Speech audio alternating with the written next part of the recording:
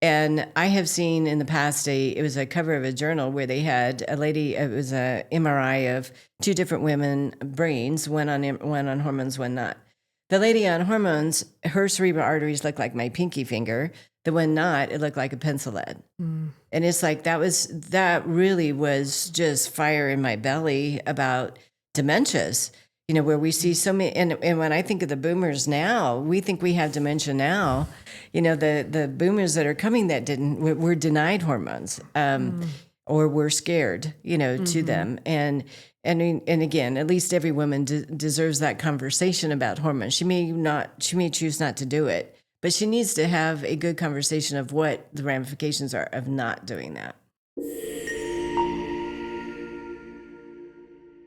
Everybody, welcome to the PHW Podcast. This is episode lucky number 13.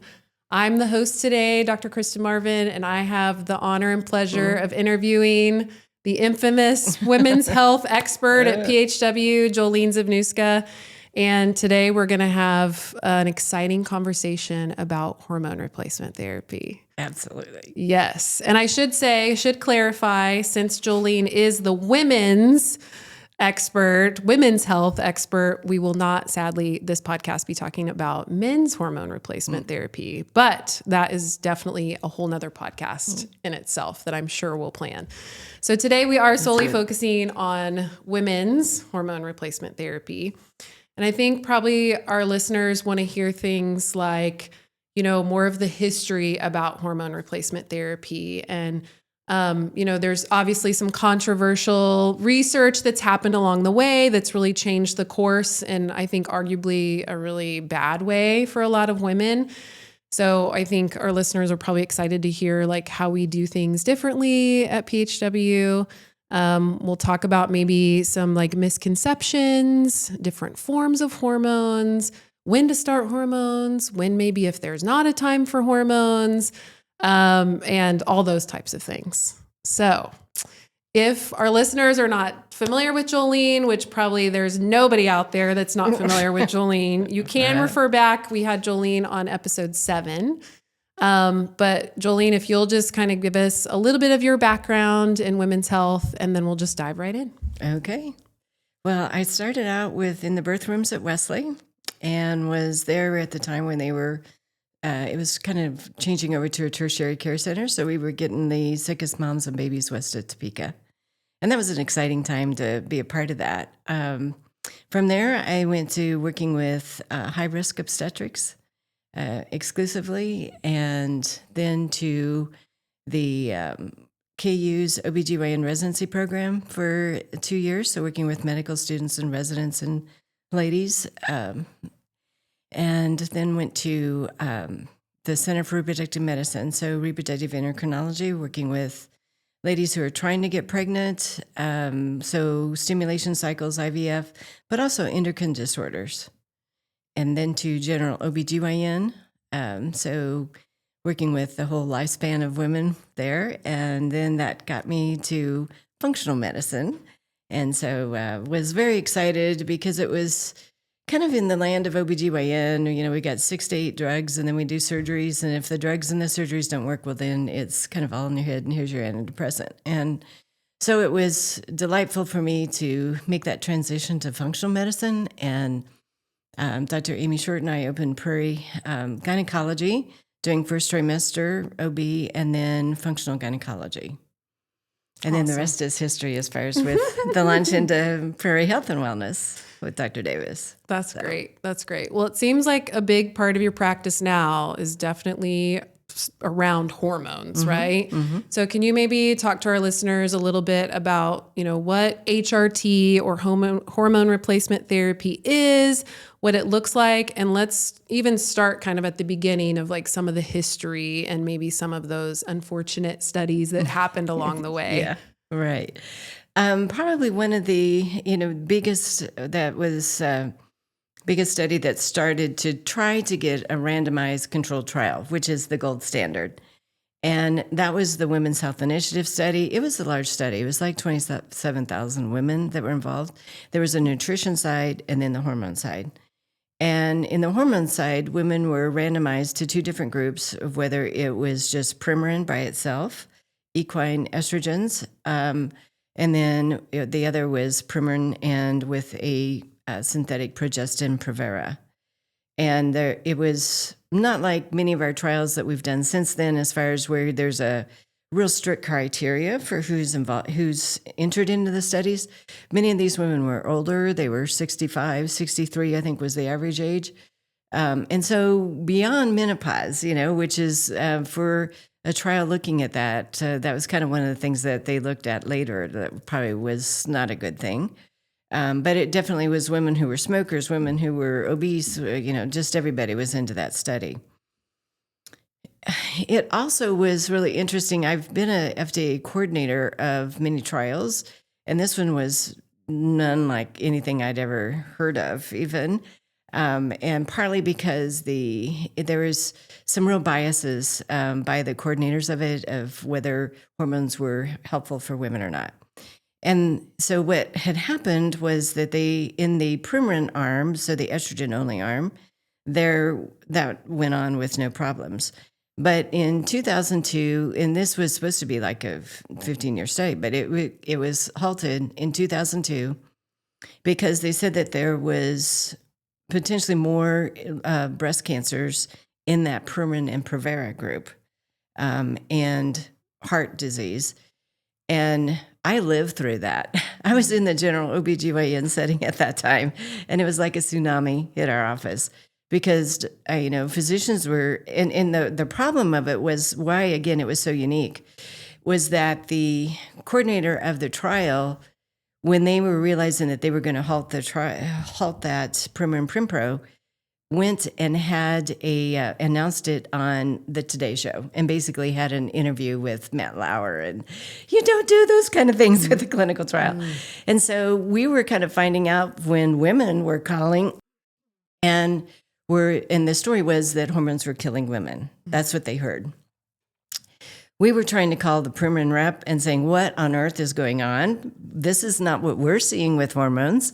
And she was saying, we can't even find out anything about it. So it was really, everybody was kind of scratching their heads and how do we help these women? Because a lot of docs were very concerned and just cold turkeyed women off hormones. They were hot flashing. They were, oh my goodness, they were just, please help me. Mm-hmm. So it really was like a tsunami from that. Mm-hmm. Thankfully now, this many years later, they have looked over that data and reviewed it to say that basically it's all kind of been walked back to be not true. Mm-hmm. But because of that, we've lost a couple decades of women being able to be offered hormone therapy or feeling comfortable enough to be it, because all they still hear is that hormones, estrogen, kills women and causes breast cancer and all these other things. We've also lost a couple of decades of physicians learning how to prescribe it.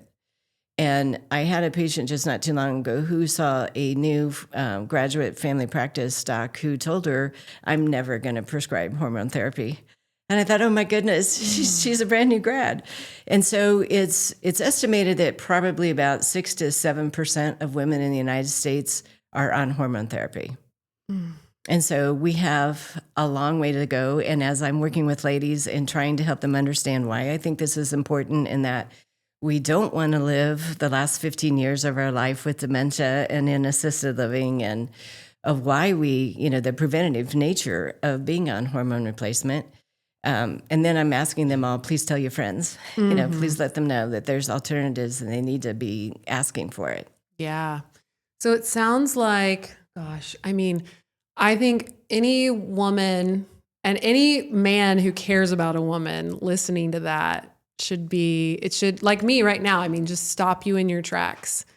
But it sounds like, so some of the big problems with the study was like the type of person that was selected to be in the study. Right. Potentially there were some issues there. And then the type of hormones that were used in the study could potentially be another issue. So maybe let's expand a little bit maybe on that one, because I think that's something women and listeners want to hear about. Like, what are the differences? Because sometimes our own patients will hear us talk about those things where they're like, well, but I've heard bad things about like progesterone, or even some of our specialists that we know and love, they're like, there's no difference. But is there a difference? Oh, there's a huge difference. So tell us about those differences. So in the Prim-Pro arm, so it's Premarin, which was really kind of one of those first estrogens that we ever had. It's an equine estrogen. It's made from pregnant mare's urine. So it's not a biological, what you would say a normal biologic hormone. It's an equine hormone. And then, but the real kicker of that, because the Premarin only arm actually showed that it prevented breast cancers. Okay, you don't hear too much about that, but that actually was part of the WHI. Provera is a very inflammatory progestin, a fake progesterone, if you will. And so that there's the kind of the umbrella of whether it's natural progesterones or the fake progesterones, the synthetic ones, is progestogens, is that big umbrella. And then underneath there is like progesterone, bioidentical, the body's own progesterone, and then the synthetic progestins. And that can be Provera, it can be norethindrone. I mean, there's other varieties now that we have, but they're synthetic. They're not what I would call bioidentical. They're not what the body makes. They're man-made. And back in the day, they felt like, estrogen was a normal hormone. We can't patent it. And so how can we, make something that we can patent and go? But after the WHI, I mean, a lot of companies just walked away from making estrogens because it just crashed as far as ladies not wanting to be on it. Yeah. Can you elaborate more on what are some of the potential negative impacts of these women? We keep mentioning we lost this like almost whole generation, or what seems like a whole generation of women that could have benefited. Can you go into like some of those things that however you want to angle it, like what are the benefits or what are the potential negatives? Well, one of the things that I think is that many times people don't appreciate is that when you look at men, Clint Eastwood, Ed McMahon, they were fathering children at 75. Okay, so their little swimmers were doing really pretty good. They were in good shape. But women our hormones fall off a cliff at 50, 51, usually. And for generations then, the women didn't have, and actually it was probably about 30 years ago, women were dying in their 50s or so. We just didn't, but with antibiotics and sanitation, we now kind of have 30 more years maybe. And so we want to be able to have, to live that life well. So we have, it is one of those things that women do live longer than men usually, about 3 to 4 years. But many times we are not in good health. So as far as we may have a longer health span, but as far as, have our lifespan, but just not necessarily health span. So what can we do to help prevent some of those things? So what we're seeing is women usually in just a slow decline as far as their physical health. They many times are looking at osteoporosis, hip fractures. 30% of those ladies will die within the year. Rarely do they ever come back to the same mobility that they had prior. Many of them don't even make it out of the hospital because they throw huge clots. So leading cause of death in men and women is heart disease, but second for women is hip fractures. And so how can we help with that? We also see a lot of women who may be living 10 years, 12 years, 15 in dementia. And so when you look at some of these natural processes that are happening, okay, how can we help with the heart disease? How can we help with dementia? How can we help as far as keeping a stronger bone growth and bone density? So that's where, when they were wanting to see, can we affect a change on this? Can we help as far as increasing that health span? And that's what sparked the interest of, can we add back the hormones that women have lost? And so we definitely need more studies, more randomized controlled trials. A lot of the studies looking at hormone replacement are observational as far as just seeing, does it seem to be making any difference? But there's just so many factors that can go into that. And so what I tell ladies is that I just really, and another reason that was a passion for me, when I first started working in general OBGYN, and we just didn't have too many options. And many times I saw ladies that were literally their vaginas had like paper cuts because for the vagina to stretch for a comfortable intercourse is an estrogen function. And they were not on anything, but they were trying. And so looking at back, I mean, that was kind of the beginning of my passion of we've got to treat women differently than this. We have to be helping. So looking at now, I'm like telling women, I want to really help you. I want to help women in menopause and perimenopause to thrive, just not survive. And definitely being on hormones to where we can be helping as far as looking at preventing cardiovascular problems. In fact, they first used Premarin with men having a heart attack because it dilates arteries. Interesting. I don't think I knew that. Actually used it with them before us. But that didn't work out so well in other ways. So it being able to help, and many times we see that the arteries themselves are more pliable. And so being able to address that cardiovascular piece with hormones, and then obviously everything else that we're doing at Prairie Health to addressing heart health. And with the bones, then we know that estrogens definitely help. So in making bone and making bone density, we have the osteoblasts that build up bone and then the osteoclasts that tear it down. Estrogen, this is my mental imagery, is that estrogen is like putting on dog leashes, if you will, on the osteoclasts. So it really keeps them pretty well under control. But then after 51, if we don't have replacing that estrogen, the osteoclasts go wild. The leashes come off. And then we see this rapid decline of building of the eating up the bones, basically, and we don't have that fast. There are still bone builders. We see every day with our protocols that we're using that ladies' densities are improving, but it's definitely having the estrogen on board, and also the progesterone and testosterone can help as well with bone density.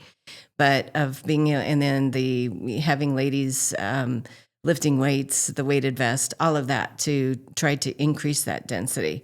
And so that's, in having ladies just really be more active, in that regard. And so when I go to like Tractor Supply and I'm getting my horse grain and all the men are wanting to help me carry it out, I'm like, no, I need to lift those 50-pound grain sacks. And I try to encourage that kind of thinking into our ladies that we need to be doing those things for ourselves. We need to constantly be keeping our muscles strong, which is going to keep also bones strong.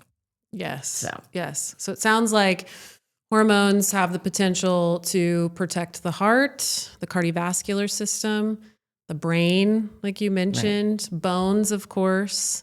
And yeah, what kind of like you were just saying too, muscles fit into that, right? Like so often it seems like we see perimenopausal women start losing muscle mass. And sometimes it really is a combination of just that loss of those hormones that help us grow and maintain muscle mass that we don't have anymore. Right. And so when we're trying to be more active and trying to exercise and do those things, it's almost like we just don't get as much bang for our buck. Right. So I feel like we're missing some areas. What else? I mean, hormones affect immune system. I mean, we have estrogen receptors all over the body. Everywhere. Absolutely everywhere.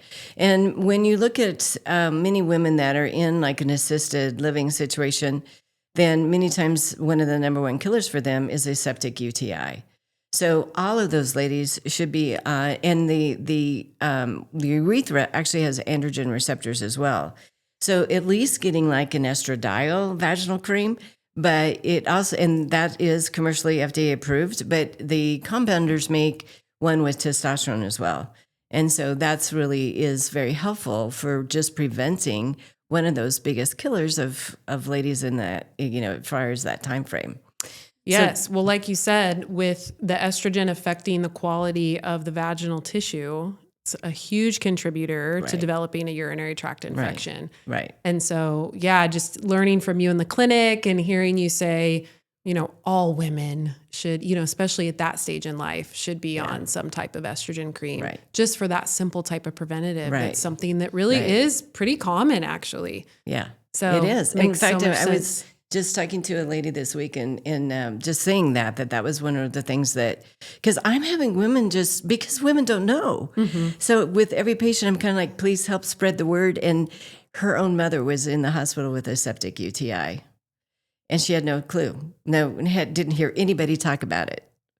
And so it is if anybody has somebody that's in a care home, and you're probably going to have to put it on yourself, because many times staff may not be willing to do that.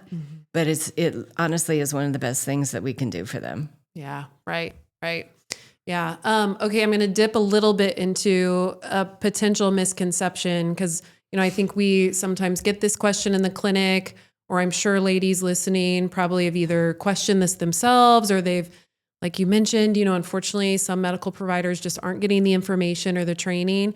When we kind of sit here and say all women at that stage should consider it, what about potentially women that maybe either have a strong family history of something like a breast cancer or some other estrogen, receptor positive type of cancer, for the vaginal estrogen creams? Like what's your response to that? Yeah, no problem whatsoever. So one of the travesties that happened with the Women's Health Initiative study was that all the estrogens got a black box warning on them. And even of using estradiol face cream, it has a sticker, this is a hazardous drug. So just recently, and this was really thankful for the Menopause Society, there was a hearing with the FDA trying to remove the black box warning on vaginal estrogens. And it's like, that's the weakest thing. I mean, it doesn't go systemic. It stays localized. But it makes me hopeful that at least we're starting the conversation to remove the black box warning, which we've walked back that study, which caused that. So, we need, because I think that even that itself is scaring to a lot of women. But having just a family history of breast cancer, many times, we're not clones of them. So we have different medical histories. We may, we know that, just even of how we manage stress and things like that can radically make a difference. And it's very important because what women still, and sometimes they are still being told, is that estrogen causes breast cancer. It does not. So what we refer to the pillars, so how we eat, the type of foods that we eat, how we sleep, how we manage stress, are we having, bowel movements routinely? Are we moving? All of those things is where cancer comes from. And I would also put in there trauma, because I see so much of that. Many times when trauma has not been dealt with, that's where we may be feeling it in our anxiety. The body remembers it. So being able to realize that that's where cancer comes from. Glucose is the biggest feeder of cancer, second by insulin.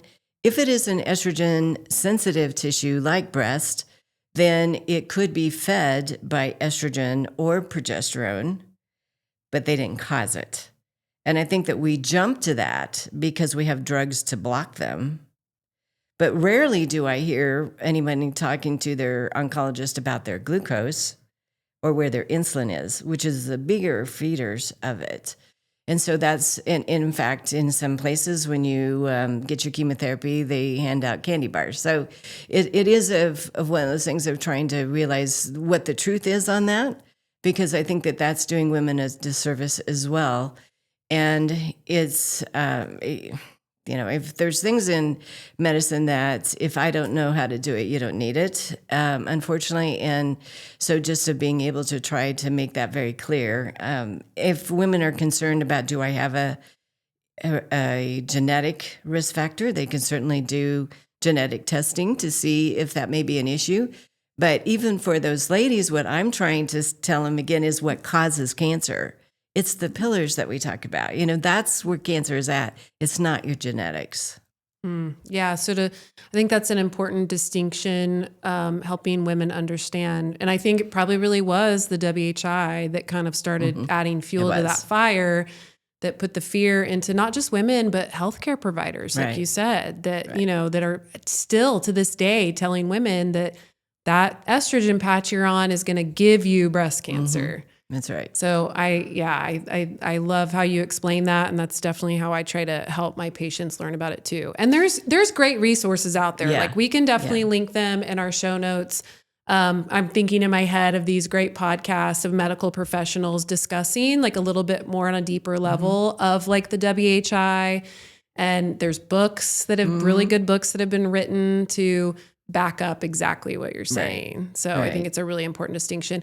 What about, I think the other one that sometimes gets thrown around pretty commonly are blood clots. Like, doesn't estrogen cause blood clots? So can you maybe elaborate on that a little bit more too? Well, one of the things that I think is this is just kind of a backdrop with no matter whether, it's a cancer, it's a heart issue, it's a whatever.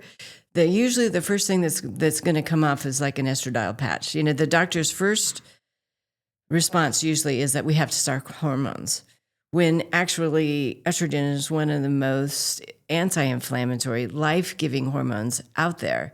But it's the training that they're still back in that WHI mentality that estrogen is the bad guy of all of that.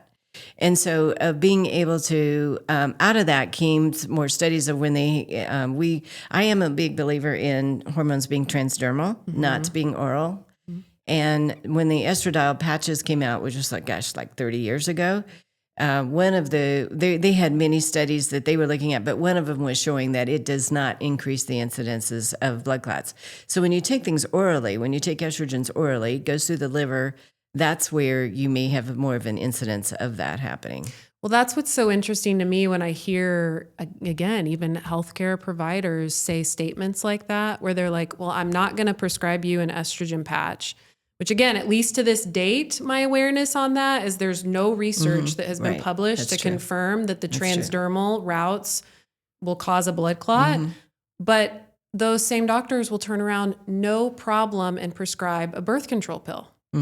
Orally, that absolutely has pretty conclusive evidence that could potentially, in certain circumstances, of course, increase your risk for a blood clot. So it just shows you what happens when something like the WHI, the way that played out. Right. And, and again, of when you get into synthetic hormones, and that's why it's kind of a big deal to me that I just give the real deal hormones. When I was working with reproductive endocrinology, if we were going to give ladies some of the synthetic progestins to make them bleed off from an anovulatory cycle, we did a pregnancy test first. So, I mean, that kind of gets your attention. Right. If this is such an inflammatory drug, potentially dangerous, that you want to make sure a baby never sees it, well, then what the heck are we doing? I mean, it's kind of, so that's where I just stick with the bioidentical hormones, the one that Mother Nature gave us, and try to stay away from synthetics. There are synthetic blends out there that are available, but when we have, the real deal ones, that's what I want to say. It's my understanding that the bioidentical hormones that we're talking about that we like to use in the clinic, they still technically are made in a laboratory, but they start from things found in nature. Right. So they really are plant derived, but then scientists take those substances into a lab, manipulate it into a more specific controlled dose of these hormones that you're talking about, right? So I can go to the lab and I can measure estradiol. I can measure progesterone. I can't measure norethindrone. I can't measure conjugated equine estrogens. And so that to me is where the differences that they have in the body. Right. Again, from being very life-giving to where if we're concerned about a progestin that we need to have a pregnancy test, how do I think that that's the same as a progesterone that I give to keep a baby in the uterus? I give first trimester progesterone to help prevent miscarriages. But yet, if I needed to get a pregnancy test before I gave Provera, how do we think that that's the same drug? It's a great point. And I have had that argument with very wise physicians in the past. So. Oh my gosh, I have so many thoughts that I'm just going to keep in my own head. Oh my goodness. Okay, well let's maybe what might feel like a little bit of a rewind here, and I think our listeners would be really interested to know, and maybe, of course, I'm sure some of them have even got to experience it working with you, but what can you kind of take us through what it might look like if a woman comes in and you're like, hey, whether they're perimenopausal or postmenopausal and hormones could really benefit them, like what does that personalized, individualized approach look like for you? Okay. So one of the, everybody that does hormone replacement kind of does it their own way. And so some people feel that you should not give anything until ladies have not had a period for a year. I think that is just cruel and unusual punishment. I mean, that is pretty horrific. And so I don't want ladies to feel hot flashes. I don't want them to go through that. So as they are perimenopausal, when they're getting into those older eggs that are more dysfunctional, and, they're used to having hormones every month since they were 13, probably. And now, they may have hormones this month, they may not. And it's just this up and down. And perimenopause is definitely just that month-to-month variability of hormones. You just don't know what's going to happen. And so as I am hearing deficits of progesterone, so now they don't have enough progesterone for that luteal phase to take them out to 28 days. So they may be having 21, 22-day cycles. Or she's saying, oh my gosh, especially the week before my period, I just want to rip everybody's head off, and I'm not sleeping, and this is just not me, and so it's those symptoms of where you start hearing they're not making enough progesterone at this point. And that giving them progesterone, you would think you just hung the moon. I mean, they're sleeping again.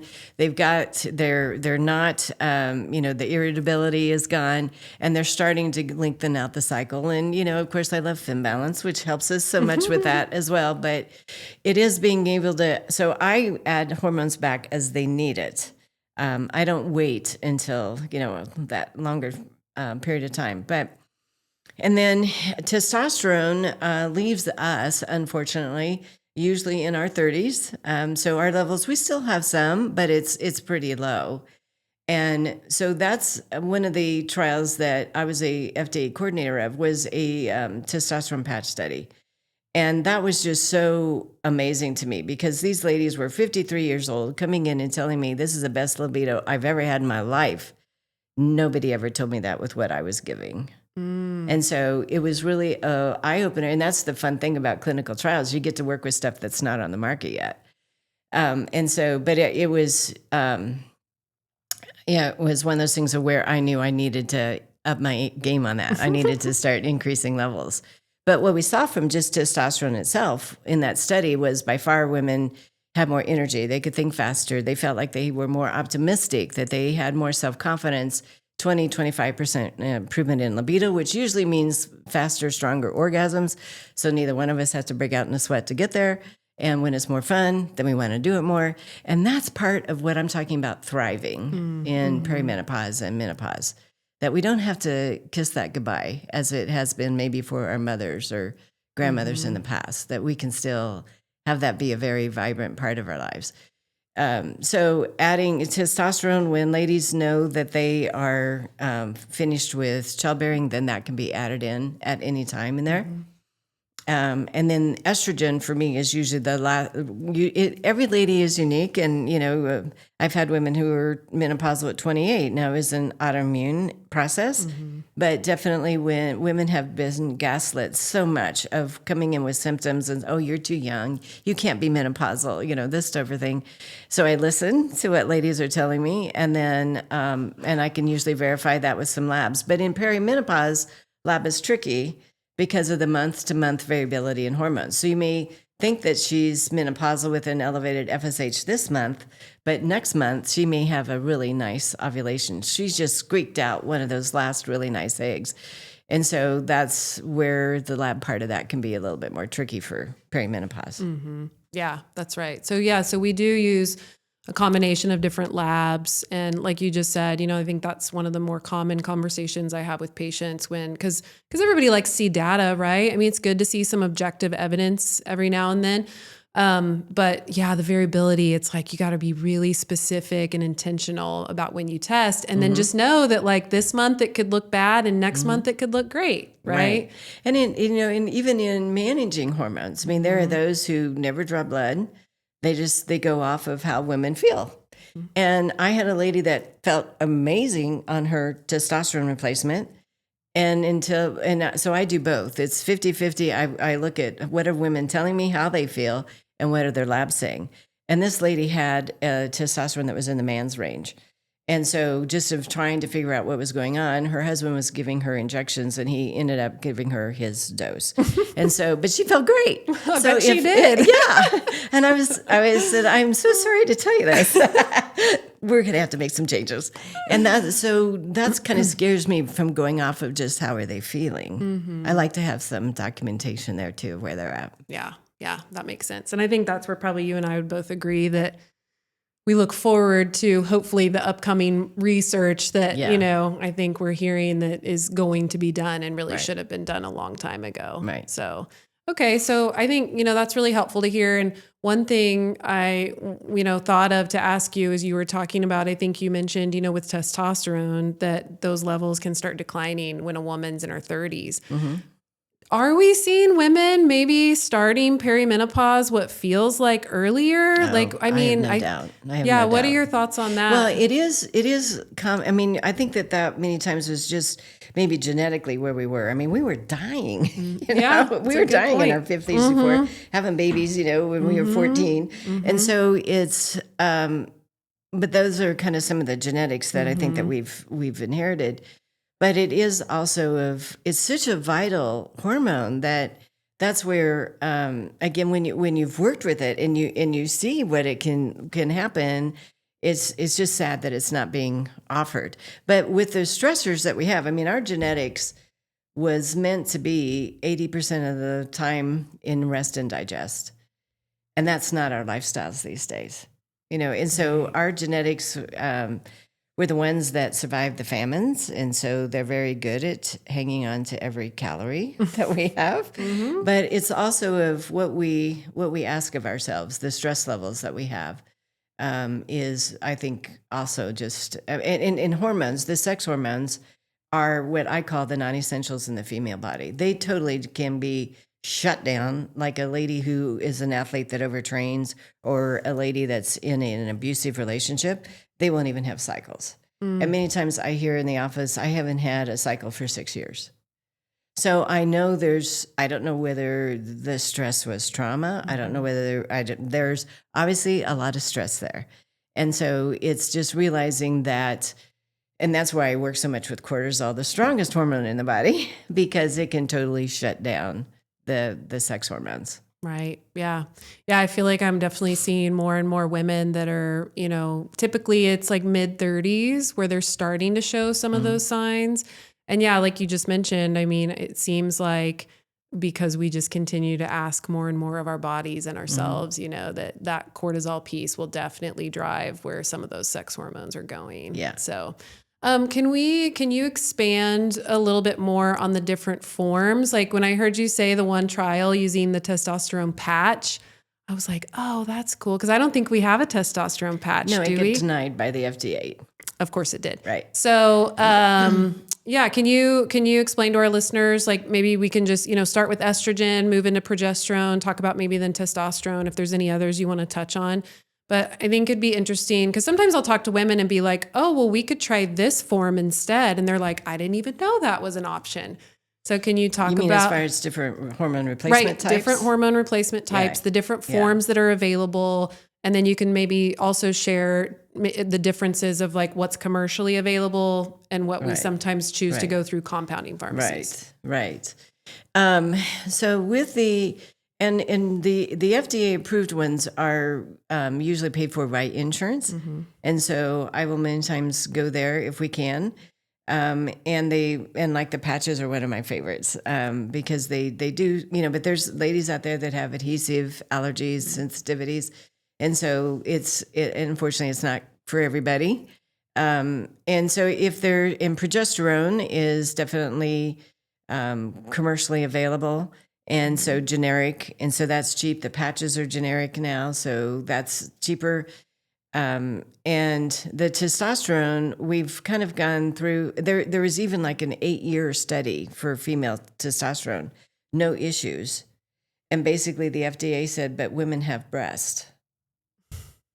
And it's like, well, they had breasts during that 8 years. I mean, did anything happen then, And so they just kind of keep kicking the can down there. So that I was going to ask, like, if you knew what the reason was for why they denied, bringing it to the market. Yeah. So that was what I was told, was that the response was for that 8-year study.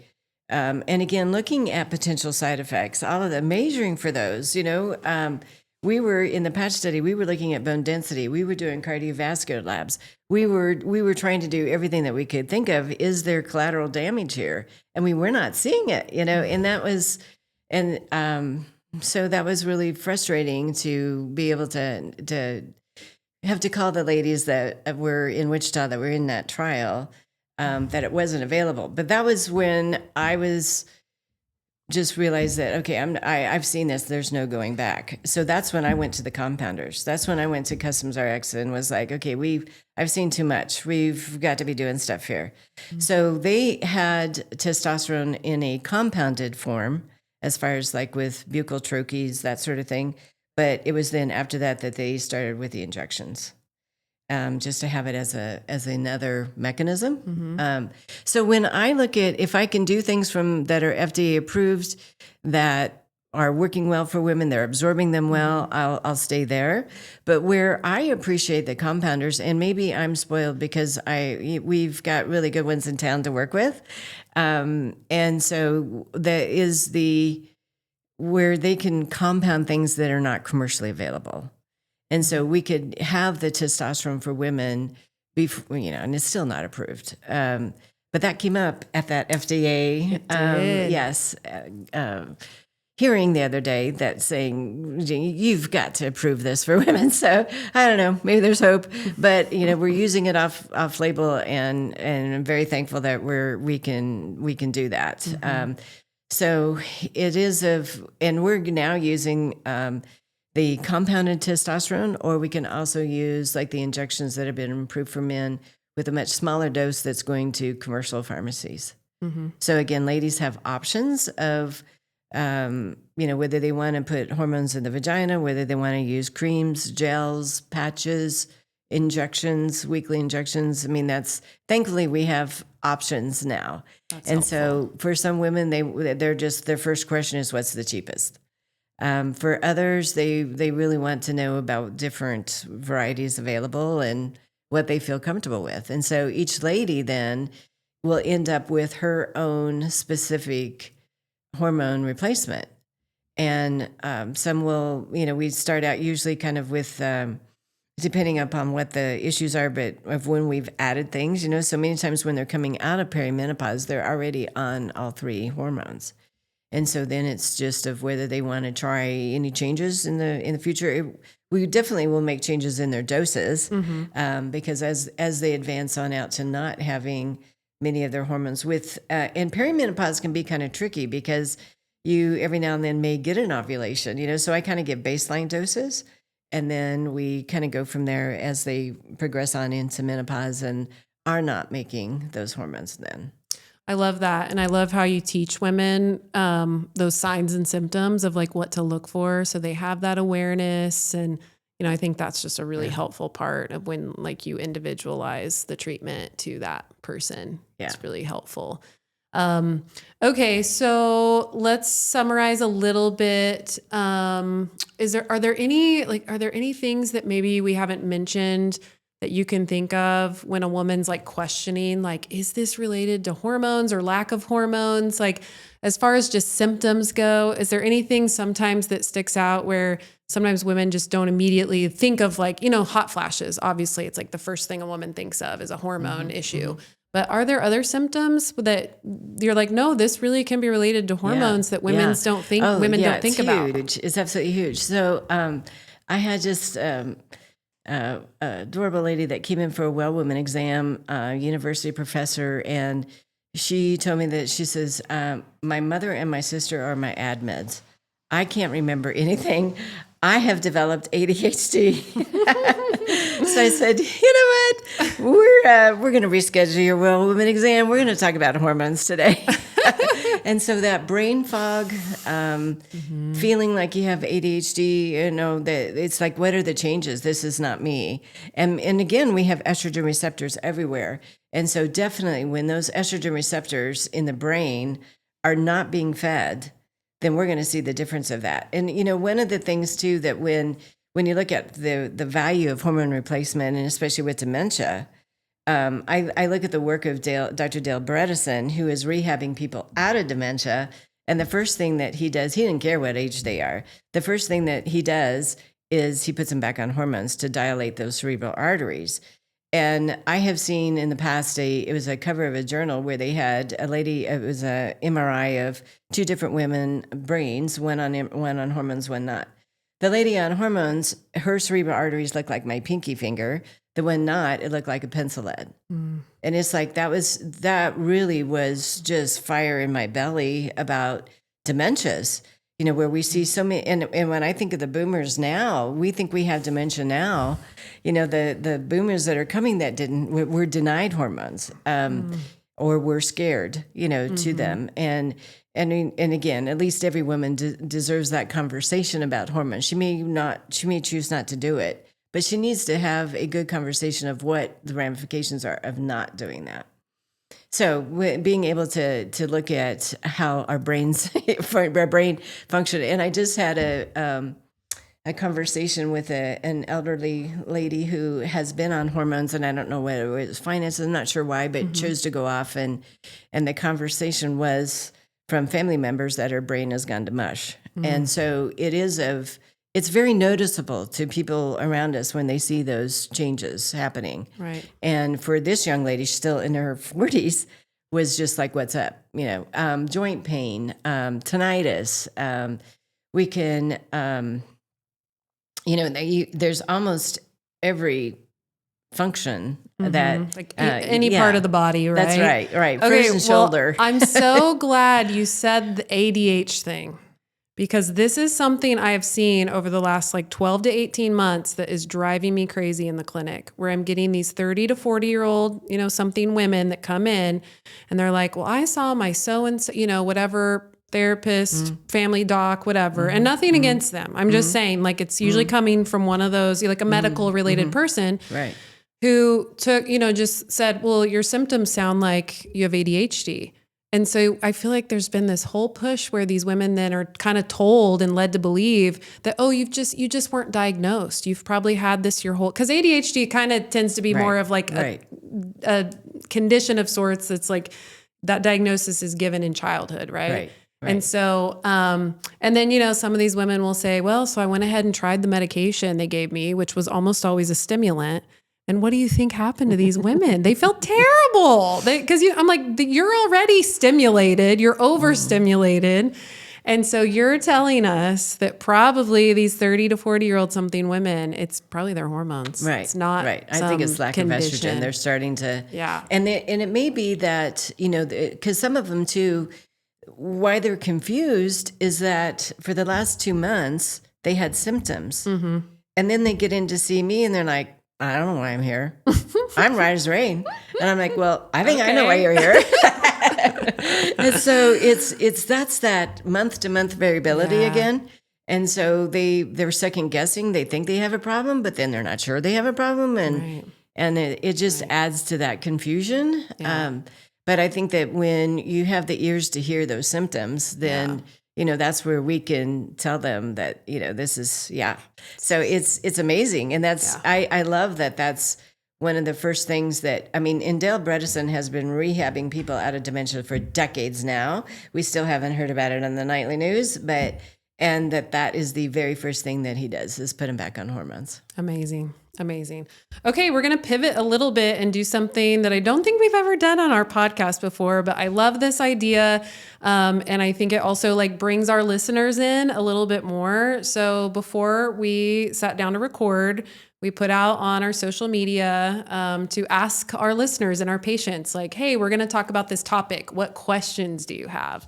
So I'm going to flip my little list here and go through some of these questions, because I think a lot of them are really good questions. And some of it, we've kind of touched on a little bit, but maybe it'll allow us to go a little deeper. So one person asked, when is the best time to start hormone replacement therapy? This is a really good question. Yeah, I think it's whenever women start getting symptomatic. So there again, women are gaslit so much because providers don't feel that, you're too young. It can't be possible that that's what it is. And one of the things that I've seen repeatedly is if women have a hysterectomy, that the blood supply to the ovaries, when they're being left behind, is affected. And so many times those women will go through perimenopause earlier than we would suspect it. But yet that's not something that is routinely, I think, thought of. And so again, just listening to women, they will tell us what's going on. Mm-hmm. We just kind of have to have the ears to hear it. So there's not a range to me. Like I said, I've seen it in the 20s, and it's just, and I see it in, the teenagers that are coming in and saying, I haven't had a period for 3 years. Mm. So definitely something has suppressed her sex hormones. Mm-hmm. So what's going on? Mm-hmm. Just trying to, try to help that body autocorrect again, Well, I love how you've been saying in the office lately, you're like, my goal is that no woman ever has a hot flash. Yeah, that's right. But I think you make a really good point of listening to women, the symptoms they're experiencing, and at least considering that hormones, are at play, especially if we're having a hard time, finding other potential causes. Because it can be hard sometimes, right? Where it's like, there's certainly other conditions where those symptoms could mimic or overlap or something like that. Right. So, okay. So it sounds like the answer is technically anytime, just depending on what else is going on, what are their needs, those types of things. Right. So this kind of plays off that a little bit, because it brings in a very specific age, but this person must be 68 years old, because she asked, what is a 68-year-old to do about an imbalance of hormones? Yeah. So, well, and there again, I think of basically all hormones, as far as cortisol is a big part of that is too, mm-hmm. because I am I tell ladies all the time that I think women take care of the world and everything else in it. Even Desmond Tutu agrees with me. He has said that if you want to invest in a country, invest in its women. Yeah. But the downside of that is, a lot of maybe late nights, up with sick children or making birthday special. But we have 3 times the amount of autoimmunity as well. Mm-hmm. So to me, it's also, where are her adrenals? Because I really do look at cortisol, that strongest hormone, most inflammatory. It can totally shut down the sex hormones. I mean, it is the strongest. Where is she at with that? Because many times they may think it's their hormones, but it's actually more of an adrenal issue. Mm-hmm. If she is, I would talk to her about, again, symptoms. Where do I think that may go? And obviously we always need to be concerned about other things as far as hypothyroidism and everything else, because all of those things can affect sex hormones. But if, so a lot of where I go is what she's telling me is going on. Definitely, many women want to, see where their testosterone is. They want to see where hormones are. We'll get a thyroid panel. Mm-hmm. We'll get a ferritin. Is she, anemic? I mean, looking at just the general labs that we get with our member labs, that gives me a pretty good idea of kind of an overview of from a lab evaluation, mm-hmm. anyway, where they're at. And then from there, we kind of discuss what the possibilities are. Mm-hmm. So it is of being able to get that background information from her of how she's feeling. How is she sleeping? I mean, is she exercising? What is her diet like? Does she have anxiety all day long? Mm-hmm. That's, again, the body was never meant to be in that state. And so what are all those other factors that go into that? So hormones may be a part of that, mm-hmm. but it's definitely not the only thing I look at.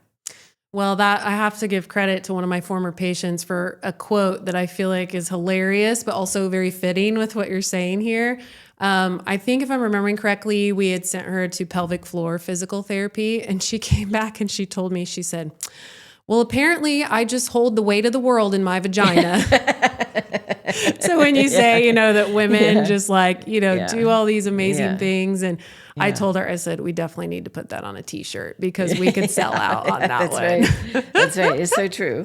So true. It's so funny. And yes, so true too. So, okay. So also in that point, like really good reminders, like you're saying that sometimes it's, the hormone imbalances can be coming from some of these other areas. And that's why it's so important to take a whole person approach, right? Yeah. So, okay, good question so far. Let's see. Oh, this one I definitely wanted to cover because I think it's something that definitely happens. It may not be the most common thing in the world, but we definitely see it. And that's why do some people not tolerate progesterone well? So, and what do we do if you don't? Yes. So, So, it's interesting with progesterone, probably, a majority of women, I would say, they would take a bath in it if they could. They love it. It helps to, it's Mother Nature's chill pill. Those are the women who would tell me, if I would be pregnant if I didn't have another child to raise because I loved how I felt when I was pregnant. Those are women who really love progesterone. Then there's women who are on progesterone because they have a uterus and I've told them they need to be on it. And they're like, okay, well, I'll do it because you said so, but, they don't really notice a big difference. And then there are those, oh, bless their souls. They are puking usually throughout their whole pregnancies. Progesterone is just not their friend. And if you have a uterus and we're going to give estrogen, then that's where the concern comes in because we don't want that endometrial lining to grow into endometrial cancer.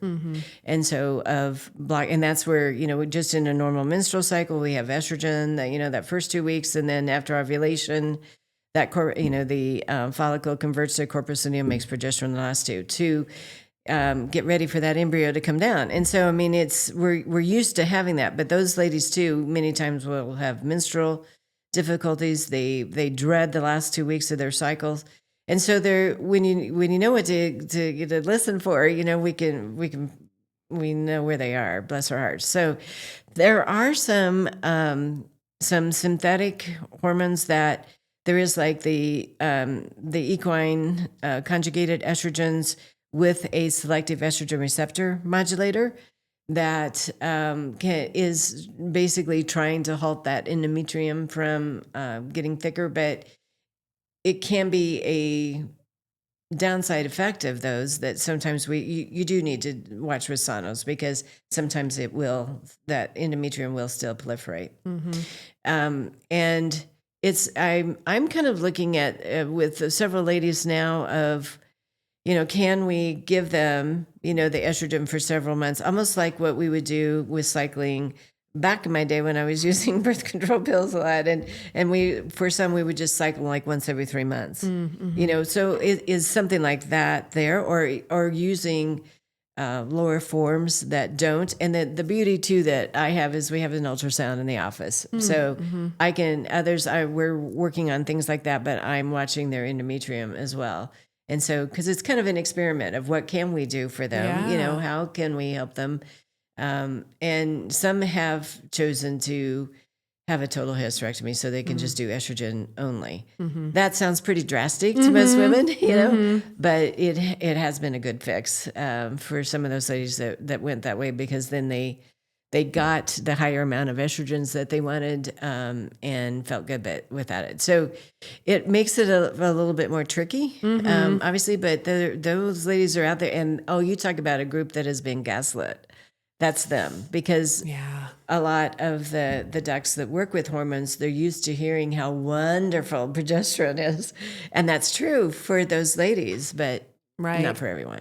Right. And sometimes I think too, like you mentioned earlier, we're so lucky to have compounding pharmacies and just other forms or different routes of delivery that I think sometimes can help women. Right. If, they're maybe actually it's not the progesterone they're sensitive to, but it's something that's in the capsule, for example, like the commercial variety that's available that's inexpensive. You can get it at your local pharmacies. Typically, it's in peanut oil. And while some people do fine with peanut oil, some people are either allergic to peanuts, straight up where they can't use it, or they're just sensitive to it. And I think I've seen too historically that some of the different brands will sometimes have like a red food coloring it, it's an artificial dye.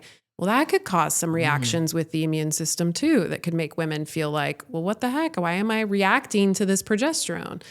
And then I've even kind of explored the compounding pharmacies are typically where we have to go for this, but they can make different types of capsules that maybe one's more of an immediate release, one's more of a delayed release, and all different doses, right? Because I think kind of the standard commercial strengths that are available are like 100 and 200 milligrams. Right.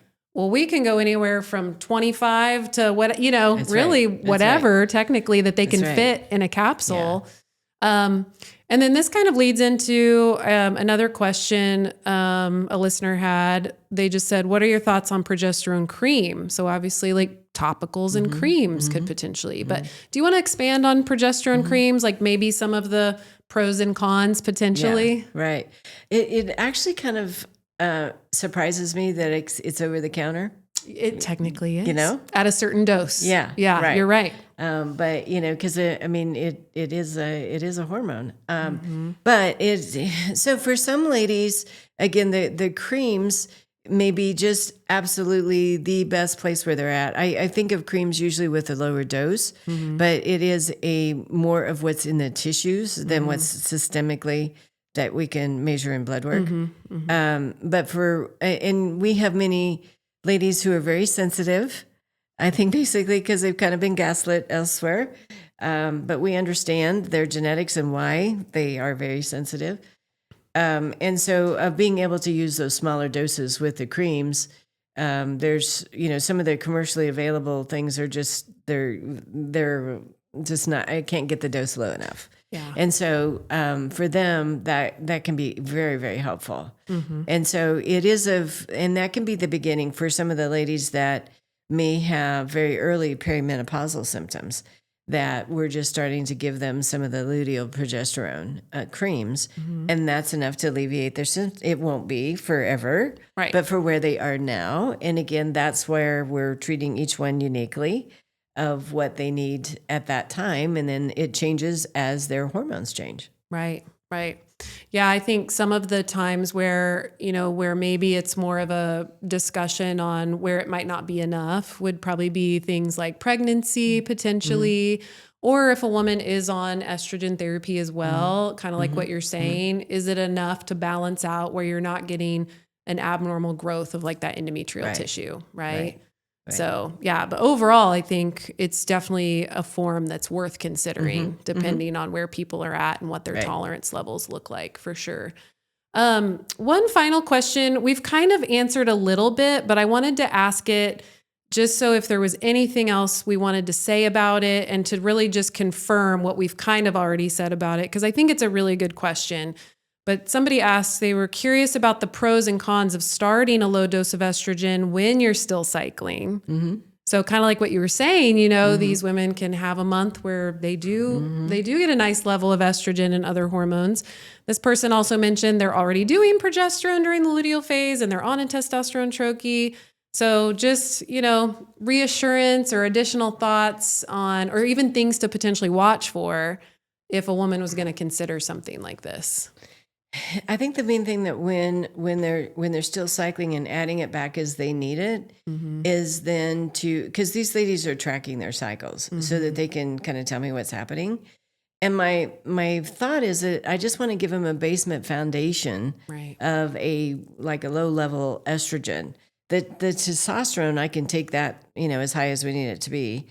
But then at least they have a little bit of a safety net that they're not going to drop down to nothing, because to have like 2 ovulations and things are good. And then now she doesn't ovulate for the next 2 months and then she'll ovulate again. So if she didn't have a safety net there, then they just feel like they dropped off the end of the earth for those 2 months.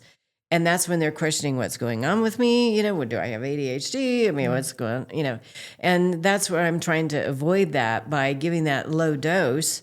And then many times I'm kind of showing them what to do if you feel like you did have a nice ovulation, if you get some breast tenderness, or if you're starting to feel like you maybe have a higher estrogen level, maybe they're seeing the spin barket cervical mucus again, then maybe they're not taking the extra estrogen for 2 weeks.